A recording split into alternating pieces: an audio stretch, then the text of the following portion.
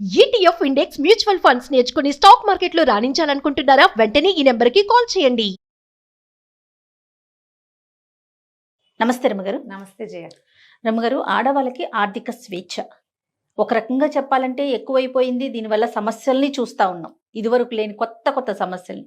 మరోపక్క చూస్తే ఎంత చదువు ఉన్న వాళ్ళైనా సరే ఆ స్వేచ్ఛ అనేది లేకపోవడంతో ఎంతసేపు తనకున్న పార్ట్నర్ దగ్గర చేజాపటమే, ఇలాంటివి చూస్తూ ఉన్నాం. అసలు ఎంతవరకు ఉండాలి, ఎంతవరకు ఉందని మీరు అనుకుంటున్నారు రమ్మగారు? ఎంతైనా ఉండాల్సిందే జయ. ఉండాల్సిందే అంటారా? ఆర్థిక స్వేచ్ఛ తప్పనిసరిగా ఉండవలసిందే. ఇవాళది కాదు, పూర్వకాలం తీసుకో. మన అమ్మమ్మ నాడు మా అమ్మగారు అంటే ఆవిడకి ఆ పరిస్థితి లేదనుకో. జనరల్గా మా అమ్మ, మీ అమ్మమ్మ ఆ ఏజ్లో ఉన్న వాళ్ళకి ఇళ్లలో ఆర్థిక స్వేచ్ఛ ఏముండేది కాదు. చదువులు లేవు, ఉద్యోగాలు లేవు, ఇంట్లో ఉండేవాళ్ళు.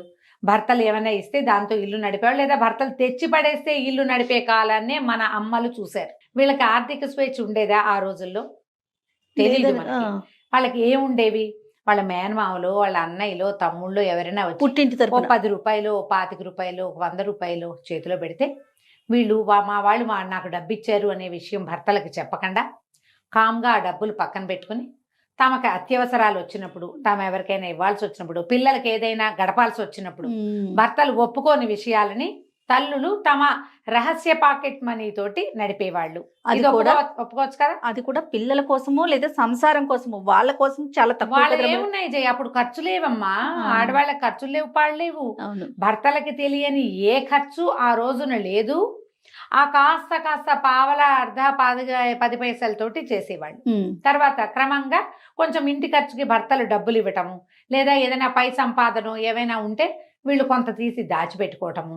పెట్టుకుని అమ్మ డబ్బులు ఎక్కడ ఉంటాయంటే పోపులు పెట్టిలో డబ్బులు ఉంటాయి, చెంగున కట్టుకుని ఉంటాయి, చెంగును ముడేసుకునేవాడు. అప్పుడు పర్సులా దాచిపెట్టుకోవటాలా ఏముంది ఆ రోజున? ఏమీ లేదు. వాళ్ళకున్న ఆర్థిక స్వేచ్ఛ ఎంతవరకు ఉండేది? ఆ పోపులు పెట్టేదాకానే ఉండేది. ఏమా ఆ కాలాన్ని దాటలా మనం? దాటేసాం. మన అమ్మలకే మనకు తెలుసు. వాళ్ళ దగ్గర 1000, 2000, 3000 ఉండటం, 2-3 చోట్ల వాళ్ళు అట్టే పెట్టుకోవటం. నీ డబ్బులు ఇవ్వవే అని భర్తలు కొంత ఇవ్వు అని బతిలాడి తీసుకోవటం, మళ్ళీ నా డబ్బులు నాకు ఇచ్చే అని వెనక్కి తీసుకునే రోజులు కూడా మనకు తెలుసు. అవునండి. క్రమంగా అవన్నీ దాటేసాం. మనకు ఉద్యోగాలు, చదువులు వచ్చాయి, ఉద్యోగాలు వచ్చాయి. ఒక 20 ఏళ్ల క్రితం దాకా చదువులు, ఉద్యోగాలు ఉన్నా కూడా అందులోంచి, ఆ జీతాల్లోంచి టీచర్లుగా పనిచేస్తూ నెలకి ఇంత పెద్ద అమౌంట్ వచ్చేవాళ్ళు, బ్యాంక్ ఆఫీసర్లుగా ఉండేవాళ్ళు కూడా ఏం ఖర్చు పెట్టాలన్నా భర్త అనుమతితోటే ఖర్చు పెట్టే విధానమే మన ఇండియాలో ఉండేది, ఉన్నది. 20 ఏళ్ల క్రితం దాకా అనుకో. 20 ఏళ్ల క్రితం నుంచి కొంచెం ఇంకా బాగా బ్రైట్ అయ్యి వీళ్ళు ముందుకెళ్ళి నా అకౌంట్ నాది, నీ అకౌంట్ నీది, నీ డబ్బులు నీవి, నా డబ్బులు నావి, నా ఖర్చులు వేరు, నీ ఖర్చులు వేరు, కామన్ ఖర్చులు వేరు అని మాట్లాడుకునే ఒక సమాజం మొదలైంది 20 years బ్యాకే. ఇప్పుడు ఎలా ఉంది? ఆడపిల్లలు కూడా, మగ పిల్లాడు 22 ఏళ్ళు వచ్చి వాడు ఇంజనీరింగ్, ఇంకా మీసాలు కూడా రావు, బుజ్జి మొహం, లేత మొహం వేసుకుని ఉంటాడు. వాడికి ఒక 20 లక్షల జీతం, 10 లక్షల జీతం. ఆ పిల్లకి ఇంకా అన్నం సరిగ్గా కలుపుకొని తింటున్నది, ఆవకాయ అమ్మాయి కలిపెట్టాలి, దానికి వచ్చేస్తాయి ఒక 20 లక్షలు. డబ్బులు వచ్చేసరికి ఇప్పుడు వీళ్ళకి నా డబ్బు ఇది, దీంట్లో నేను ఇది చేస్తా, ఇది చేయను, నాది ఇది అని చెప్పడం క్లియర్గా నేర్చుకున్నారు. మనం ఇది తెలుసు మనకి. అవును. దాంతో ఇంతంత జీతాలు రావడంతో పిల్లలకి, ఆడపిల్లలకి ఐడియాలజీ పెరిగిపోయిందని, ఆ స్వేచ్ఛ ఎక్కువైపోయిందని 100 రకాలు, వేల కొద్ది వీడియోలు, పెద్దవాళ్ళు, చిన్నవాళ్ళు, పల్లెటూరు వాళ్ళు, పట్నం వాళ్ళు అందరూ ఇవే మాట్లాడతారు. కానీ ఇప్పటికీ కూడా నువ్వేం చేశావు అని ప్రశ్నించకుండా ఉన్న సమాజం లేదు మనకి. లేదు రమ్మగారు. ప్రశ్నే సమాధానమే. సమాధానం అయితే దాని మీద కొట్లాట, దాని మీద పోట్లాట. ఇలా స్వతంత్రిస్తే నేను నీతో ఉండనని బెదిరింపు. వీలైతే 4 నోటి మాటలు, లేకపోతే 2 చపేటాలు. అవి ఇంకా ఉన్నాయి, అవి పోలా. ఆ సమాజం ఉంది, అవి పోలేదమ్మా, అవి పోలా. ప్రతి వాళ్ళు కూడా పెద్ద పెద్ద ఉద్యోగాలు, చాలా పెద్ద జీతాలు, అంకెలు చెప్పడానికి భయం, అమ్మో ఇంత అని మనకి భయం వేసేంత డబ్బు వచ్చే వాళ్ళు కూడా ఆన్సరబుల్గానే ఇప్పటికీ ఉంటున్నాం. ఇంకా ఉండాలేమో, ఆ మాత్రం కొంచెం కట్టడి లేకపోతే డబ్బు వృధా అయిపోవచ్చు ఏమో. కానీ రూపాయికి, పావలాకి అడగాల్సిన పరిస్థితి అయితే మరి అన్యాయం కదా. అయిందా? అక్కడి నుంచి నువ్వు ఇంత అమౌంట్ వెళ్ళింది, మీ వాళ్ళకి ఎందుకు పంపించావు, నువ్వెందుకు చేసావు అని ప్రశ్నలు. ఇదంతా ఇచ్చావు, ఇది ఎప్పుడు వస్తుంది అని అడిగేది. ఇవన్నీ ఉంటాయి. దీంతో పాటు ఇంత పెద్ద ఆర్థిక స్వేచ్ఛని అలవాటు పడి ఉంటారు ఆడపిల్లలు. కానీ వీళ్ళకి ప్రెగ్నెన్సీలో డెలివరీలో ఎవ్వరూ సపోర్టు లేని పరిస్థితి వస్తే ఉద్యోగం మానేసి పిల్లల్ని చూసుకోవాల్సి వస్తుంది. కొంతమంది చాయిస్ తీసుకుంటారు, తమంతట తమే పిల్లల్ని పెంచుతాను, ఒక 5 ఏళ్ళో 10 ఏళ్ళో పెంచుకుంటా నేనే, తర్వాత ఏదో వర్క్ చేస్తా లేకపోతే లేదు. దానికి భర్తలు కూడా ఒప్పుకుంటున్నారు. కొంతమంది ఒప్పుకోరు, కాదు జాబ్ మానేస్తే ఇట్లా ఇన్ని లక్షలు పోతాయి, డబ్బులు కావాలి, పిల్లల భవిష్యత్తు చెప్తారు. ఛాయిస్లను బట్టి ఒక పెళ్ళైన లేట్గా పిల్లలు పుట్టారనుకో, అప్పుడు పిల్లల పెంపకమే మెయిన్ ఛాయిస్గా ఉండొచ్చు. ఓకే. అప్పుడు వీళ్ళు ఆర్థికమైన స్వేచ్ఛని ఆలోచన పక్క, మన డబ్బులు ఉన్నాయి కదా, కొంత సంపాదించి పెట్టుకున్నాం కదా, ఇది మనం గడుపుకోవచ్చులే అని అనుకొని ఈ పిల్లల్ని పెంపకానికో దేనికో దిగుతారు. జనరల్గా మనం దీన్ని అందరూ సపోర్ట్ చేస్తారు కదమ్మా. అంతేగా. పిల్లల్ని ఛాయిస్గా తీసుకోవటం, పిల్లల పెంపకాన్ని నువ్వెందుకు తీసుకోవాలి, మీ ఆయన ఎందుకు ఉద్యోగం అనేది పిల్లని చూడ్డు అనేవాళ్ళు కూడా ఉన్నారు, లేరంటల్లా. చాలా తక్కువ, చాలా తక్కువ. కానీ అలాంటి ఊహలు వస్తున్నాయి. నేనే ఎందుకు చూడాలి, ఈ పిల్లాడు నా ఒక్క పిల్లాడేనా, కనే కష్టం నేను పడ్డాను, పెంచే కష్టం అతను ఎందుకు పడకూడదు అని అనుకునేవాళ్ళు అక్కయ్యలు వచ్చాయేమో, అవి కూడా ఉన్నాయి. ఐడియాలజీ. ఇప్పుడు ఇది తప్పని నేను అంటలేదు, మాది విమర్శ కాదు, జస్ట్ మనం మాట్లాడుతున్నాం అంతే. ఈ ఉద్యోగం మానేసిన తర్వాత వీళ్ళకి పూర్వపు ఆర్థిక స్వేచ్ఛ ఉంటుందా అనేది మనకి ఇక్కడ శేష ప్రశ్న. ఇప్పుడు ఎంత స్వేచ్ఛ లేకపోయినా నువ్వు అది ఎందుకు చేసావు, ఈ డబ్బులు ఏం చేసావు, ఎవరికి ఇచ్చావు ప్రశ్నలు ఎదుర్కొంటున్నప్పటికీ వీళ్ళకి సొంత అమౌంట్ కొంత ఉండి కావాల్సింది కొనుక్కుని ఎక్కడికైనా వెళ్ళినప్పుడు ఖర్చు పెట్టుకుని ఎవరికైనా ఇవ్వదలుచుకుంటే ఓ డొనేషన్ కానీ ఒక హెల్ప్ కానీ చేయగలుగుతూనే ఉంటారు ఎంతో కొంత. దాన్ని కూడా కట్ చేసే దౌర్భాగ్యపు మగ సమాజం ఉంది. అవును. 1,00,000 రూపాయలు జీతం తెచ్చే అమ్మాయికి కేవలం 10,000 నీ ఖర్చులకి, మిగిలిన 90 ఫ్యామిలీకే నువ్వు పెట్టాల్సిందేనని బలవంతం చేసేవాళ్ళు ఉన్నారు. అక్కడి నుంచి నేను మొత్తం నాదంతా సేవింగ్స్ నీ మొత్తం డబ్బులు ఫ్యామిలీకే పెట్టని తను డబ్బు ఏం చేస్తున్నాడో పెళ్ళానికి చెప్పడు, భార్యకి చెప్పరు. వాళ్ళు అడగకూడదు. అది దౌర్భాగ్యపు సమాజమే, అది కూడా ఉంది మనకి. ఇంకా ఉన్నాయి ఇందులో ఎన్ని వింటానో ఇలాంటివి. అక్కడి నుంచి ఈ డబ్బుల్ని అమ్మాయి అబ్బాయి ఇప్పుడు మీ ఇద్దరికి చెరుకో 1,00,000 లేదా మగవాడికో 2 లక్షలు అమ్మాయికో 1,00,000 వస్తాయి అనుకో, మీ ఇద్దరు కలిసి మాట్లాడుకుని ఒక చోట డబ్బులు పెట్టడం అనేది ఎంత మంచి పద్ధతి. అతను ఏం చేస్తున్నాడో ఈ అమ్మాయికి చెప్పడు, అతను చేస్తున్న ఐడియా ఈ అమ్మాయికి నచ్చకపోవచ్చు, కానీ అమ్మాయి ఐడియాలజీ తీసుకోరు, డబ్బులు మాత్రం తీసుకుంటారు. ఇది ఎట్లా న్యాయం? నువ్వు ఈ అమ్మాయి దగ్గర ఉన్న మొత్తం గోల్డ్ ఓడగొట్టి తీసుకుని నువ్వు ఎక్కడ పెడతావు? నువ్వు పెట్టేది ఈ అమ్మాయికి చెప్పవు, ఆ అమ్మాయికి నచ్చదు. ఎలా ఆమె శ్రమని నువ్వు దోచుకుంటావో చెప్పు సమాధానం. శ్రమ దోచుకోవటమే కదా, దాన్ని ఏమనాలమ్మా? ఖచ్చితంగా దాన్ని అలాగే అనాలి. ఈ శ్రమ దోపిడీకి సమాధానం ఏమిటి? ఈ సమాధానం వాడు ఒకడే కాదు, అబ్బాయి ఒక్కడే, భర్త ఒక్కడే కాదు, అతని పేరెంట్స్ కూడా సమాధానం చెప్పాలి. మీ అమ్మాయి అయితే ఇలా చేస్తారా?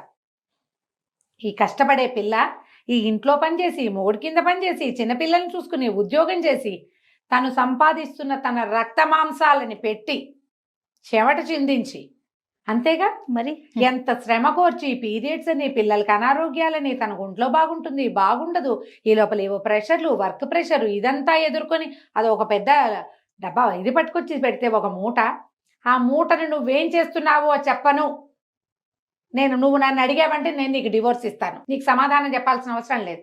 ఆడాళ్ళకి చెప్పేది ఏమిటి? ఇది ఒక డైలాగు. ఆడాళ్ళకి చెప్పేది కాకపోతే నువ్వు ఆడాళ్ళ సంపాదన ఎలా తీసుకుంటావు? సిగ్గు లేదు నీకు?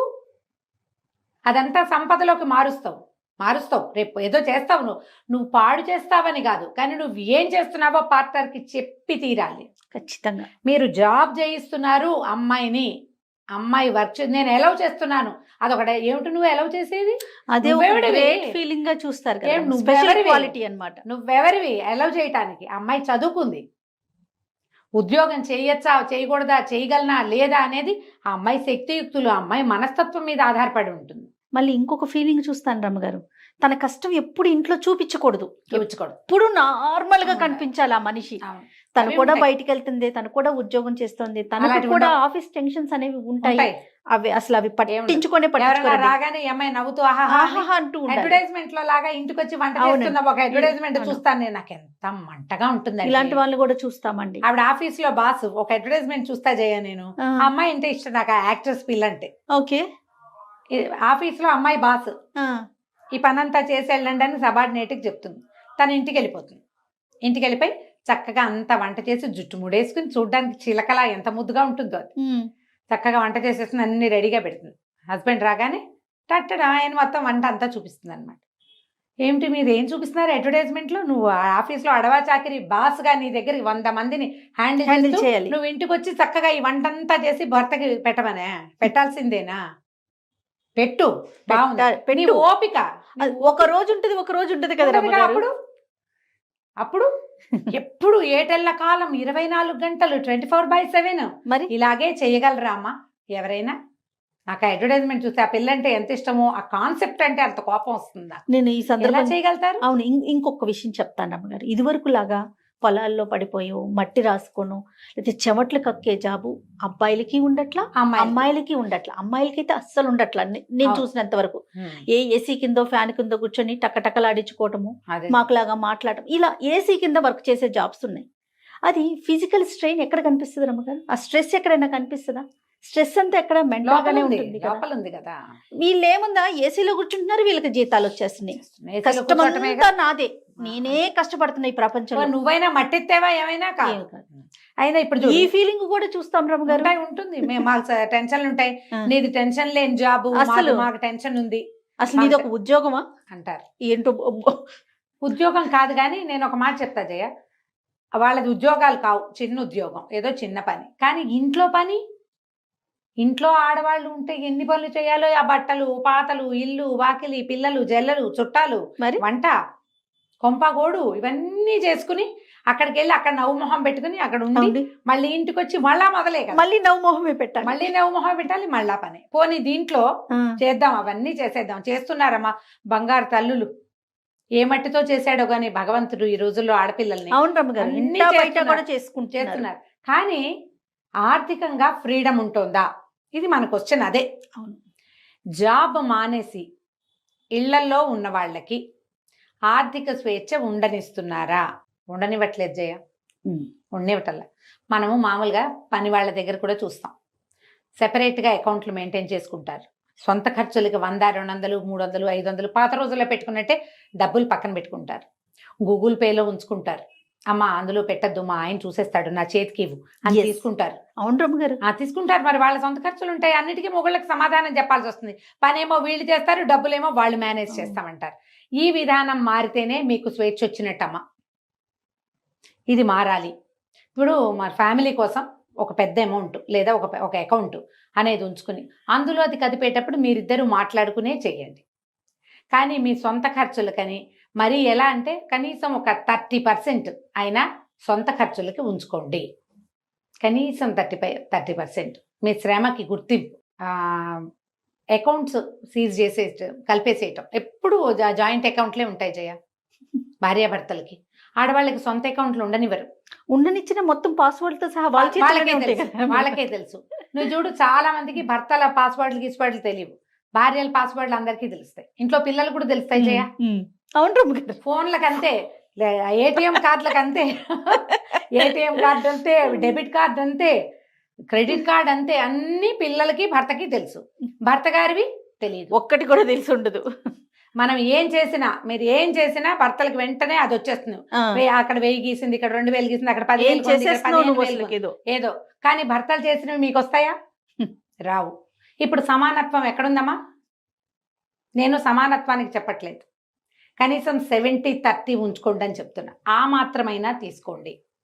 అది లేనిదే కుదరదు. డబ్బే జీవితమా? డబ్బు ఇంపార్టెంటా? కాదు. మానవ సంబంధాలు ఇంపార్టెంట్. అవును. మరి మగవాళ్ళకి అవి కాదా?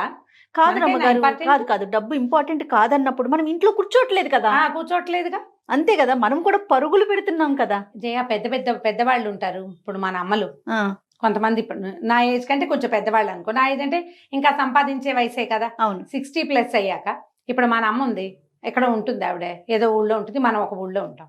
అమ్మకి అంత డబ్బులు వస్తాయి రావు. ఆవిడ కూరలు తెచ్చుకోవాలి, సరుకులు తెచ్చుకోవాలి, చేయాలంటే మనం ఏం చేస్తాం? ఓ గూగుల్ పేనో, ఓ ఫోన్ పేనో, ఇంకోటి ఏమిటో పెట్టి రెగ్యులర్గా అందులో డబ్బులు ఉండేలాగా చూస్తాం. అమ్మ తన దారిని తను ఖర్చు పెట్టుకోవడానికి. ఖర్చు అంటే ఏమిటో వాడేసుకోవటం కాదు, రెగ్యులర్ దైనందిన అవసరాలైనా ఉంటాయి కదా, అది మన ఇంటికే తీసుకొస్తారు. ఒక అకౌంట్ వాళ్ళ గూగుల్ పేకి అటాచ్డ్గా చేసి వదిలిపెట్టాలి. పెళ్ళాలకి అలా చేయకుండా చేసే వాళ్ళు ఉన్నారు తెలుసా ఇప్పటికీ. ఈ రోజుల్లో యంగ్స్టర్స్ 30+ వాళ్ళే మీరు బాగా ప్రాక్టికల్ గా కేసెస్ చూస్తున్నారు. ఒక్క రూపాయికి కూడా సమాధానం చెప్పాల్సిన స్థితిలో ఉంటున్నారు ఆడపిల్లలు. కేసులు చూస్తున్నారు కదా రమ్మగారు.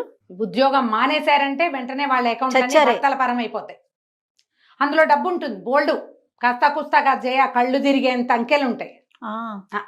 అయినా సరే ఎంత ఘోరం కదా రమ్మగారు. చాలా ఘోరం అమ్మా. దీన్ని సహించద్దు. అప్పుడు గొడవలు అయిపోతాయండి, డివోర్స్కి వెళ్తా. ఏమిటి డివోర్స్? నీ ఒక్కదాని బాధేనా? అవతల వాడి బాధ కాదా? ఇక దానికి ఫైనల్ డెసిషన్ అదేనా? ఏం నువ్వు సంపాదించిన డబ్బులు నువ్వు కొంత వాడుకోవడానికి కూడా డివోర్సేనా? ఎట్లా అది ఎలా సాధ్యం? ఇప్పుడు చెప్పండి. మగవాళ్ళు ఎందుకు ఈ రకమైన దౌష్ట్యానికి దిగుతారు? నాకు సమాధానం అక్కడ కావాలి. ఆడాళ్ళు కాదు, మగవాళ్లే. మీకు వద్దా భార్యలు? తనకే 36 భర్త కావాలా? వస్తాయా? ఇది కాకపోతే ఇంకోటి వస్తుందా మీకు? రాదు.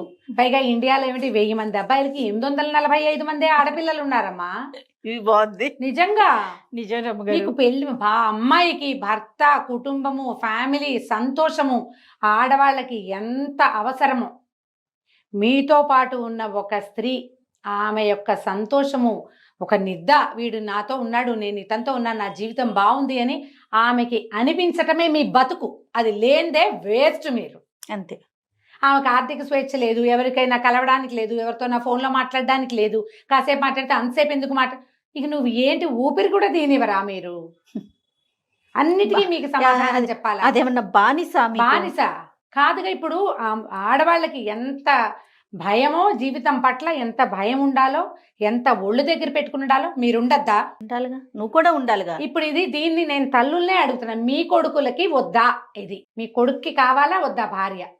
అతనికి సంసార జీవితం, ఇంటికి వచ్చేసరికల్లా ఎవరో ఒకళ్ళు వేడో వెచ్చో చూసి కాఫీయో టీయో మొహాన్ పోసి కాస్త ఉన్నావా అన్నావా అని అతన్ని కనుక్కునేందుకు ఒక ఇంట్లో ఒక ఆడపిల్ల ఉండి ఆమె సంతోషంగా ఉండటం అవసరమా కాదా? ఆ అమ్మాయి యొక్క సంతోషమే మీ కుటుంబానికి వృద్ధి, అవునా కాదా? అంతేగా. ఇలా దయచేసి ఆలోచించండి అమ్మా. మీ పిల్లల్లో పెద్దవాళ్ళు ఇలాంటి దౌష్ట్యాన్ని చూస్తే దాన్ని కట్ చెయ్యండి, లేదా జన్మ జన్మల అనుభవిస్తారు మీరు ఇదే ఆడపొట్టకు పుట్టుకుంటూ. మనము ఇది అనుభవించి వచ్చిన వాళ్ళమే జయ. అంతే ఈ కదా. స్వేచ్ఛ లేనితనాన్ని ముందు తరాల వాళ్ళంతా చూశారు. ఇప్పుడు అట్లా లేదు. పిల్లలు చక్కగా చిలకల్లా చదువుకుంటున్నారు, ఉద్యోగాలు చేసుకుంటున్నారు, కళకళ్ళాడుతూ 4 రకాల పనులు చేసుకుంటున్నారు. దానికి కొంత ఫ్రీడమ్, ఎక్కడో చోట ఈ ఫ్రీడమ్ అడ్డుకట్ట గ్యారంటీగా ఉండాలి. అది లేకుండా వదిలేయమని నేను చెప్పట్లేదు. నాకు కూడా కట్టడే. ఇప్పుడు నేనైనా అదే చేస్తాను కదా. ఎక్కువ పెద్ద పెద్ద అమౌంట్లు ఉండేవి, శాలరీస్ పడే అకౌంట్ల నుంచి డబ్బులు వేరే విస్తారంగా తీసేయకూడదు. వాడేస్తుంటే రేపొద్దున సేవింగ్స్ అవ్వవు. కానీ ఇవి మాట్లాడుకోవాలి కదా. ఇది మాట్లాడుకుని మీ పక్క వాళ్ళని, స్పౌస్ని, భార్యని ఈ డబ్బు విషయంలో మీరు కనుక సంతోషంగా కాదు, కనీసం కొంత గాలి పీల్చుకునే రకంగా అయినా ఉండనివ్వకపోతే మీరు ఆదిమానవ సమాజంలో ఉన్నట్టే. మీరేమీ జీవితంలో ముందుకెళ్ళినట్టు కాదు. అంతేగా. ఇప్పుడు మీరు రేపొద్దున మీ పిల్లలకి ఏం చెప్తారు? మీ పిల్లలు కూడా ఇలాగే స్వేచ్ఛ లేకుండా చేయటం మీకు కుదురుతుందా? ఒక పిచికని బందికానాలో పెట్టి మధ్యలో దాన్ని చేయి పెట్టి దాన్ని మెడ పిసికేస్తూ ఉంటామా మనం? ఆల్రెడీ ఈ పెళ్లి, పిల్లలు, ఇల్లు, సంసారము బందికానానే. కాకపోతే కొంత స్వేచ్ఛ ఉంటుంది. ఆ కాస్త స్వేచ్ఛనైనా వాళ్ళని అనుభవించనిస్తే జీవితాలు సంతోషంగా ఉంటాయి. అంతే. ఈ ఆర్థిక స్వేచ్ఛ విషయంలో పెళ్లికి ముందే మాట్లాడుకోండి. ఓకే. మనం ప్రీ మ్యారిటల్ కౌన్సిలింగ్ అప్పుడు చెప్తామా, నా డబ్బులు నావి, నా ఇష్టం వచ్చినట్టు చేస్తాను అని అమ్మాయి అనకూడదు. నీ డబ్బంతా నాదే, నేను చెప్పినట్టే నువ్వు వినాలని అబ్బాయి కూడా అనకూడదు. ఈ డబ్బులు మనవి, దీని మీద కొంత ఫ్రీడమ్ నువ్వు అవలంబించు, కొంత ఫ్రీడమ్ నేను అవలంబిస్తా, మన ఇద్దరిది కలిపి కొంత అమౌంట్ ఉండాలి. అంతే. వాళ్ళమ్మకి ఇచ్చిన కొంతమంది ఆడపిల్లలేమో భర్తలు ఏమీ చేయకూడదని పట్టుకుంటారు. ఈ శాతం తక్కువ, కానీ ఉంటారు. మగవాళ్ళు ఎక్కువ పట్టుకుంటారు. ఆడవాళ్ళకి అంత ఫ్రీడమ్ ఇవ్వకూడదు అనుకుంటారు. మనీ మేనేజ్మెంట్ ఆడవాళ్ళకి అంత తెలియకపోవచ్చు. ఎందుకంటే చిన్నప్పటి నుంచి తండ్రి ఒద్దికలో ఉంటారు, బాగా తెలుసుకోరు. కానీ కొంత వయసు వచ్చాక ఎక్కడ డబ్బులు పెట్టచ్చు, ఎక్కడ పెట్టకూడదు, అలాంటి ఐడియాలజీ వాళ్ళకు ఉంటుంది. మీరు మాట్లాడుకుంటే వాళ్ళ ఐడియాలజీ ఏంటో తెలుస్తుంది. అంతే. కొంతమందికి ఏమో ఇల్లు వాకిళ్ళు కొనేసుకోవాలని ఉంటుంది జయ. ఇల్లు ఇల్లు ఇల్లు ఇల్లు ఇల్లు అంటారు. ఇల్లు స్థలాలు కొనేసుకోవాలి, ఎక్కడైనా సైట్లు కొనిపెట్టుకోవాలి. వాళ్ళ ఫాదర్స్ని బట్టి వాళ్ళకి ఐడియాలజీ వస్తుంది. ఒక్కొక్కళ్ళు ఏమో ఎక్కడైనా డబ్బులు మదుపు పెట్టడం, ఈ షేర్స్లో పెట్టడం అని ఇట్లాంటివి చేస్తారు. మీరు అది వీళ్ళు ఇది అయ్యారనుకోండి, అందులోనూ పెట్టండి, ఇందులోనూ పెట్టండి. మాట్లాడుకోండి ముందు. మాట్లాడుకుని ఈ ఆర్థిక స్వేచ్ఛ వ్యవహారాన్ని సార్ట్ అవుట్ చేసుకోండి.